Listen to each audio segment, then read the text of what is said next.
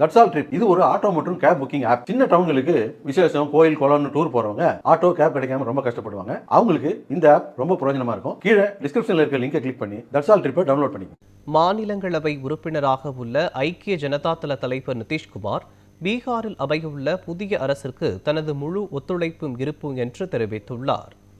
கடந்த ஆண்டு நவம்பர் மாதம் பீகார் முதலமைச்சராக 10வது முறையாக பதவியேற்ற ஐக்கிய ஜனதா தள கட்சியின் தலைவர் நிதிஷ்குமார் மாநிலங்களவை உறுப்பினராக உள்ளார்.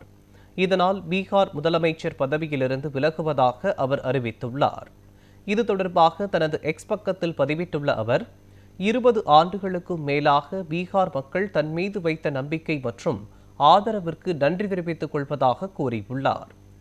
மாநிலங்களவை தேர்தலில் போட்டியிட்டு எம்பியாக தேர்வு செய்யப்படவிருப்பதாக கூறியுள்ள நிதிஷ்குமார், பீகாரில் அமையவிருக்கும் புதிய அரசிற்கு தனது முழு ஒத்துழைப்பும் வழிகாட்டுதலும் இருக்கும் என்று குறிப்பிட்டுள்ளார்.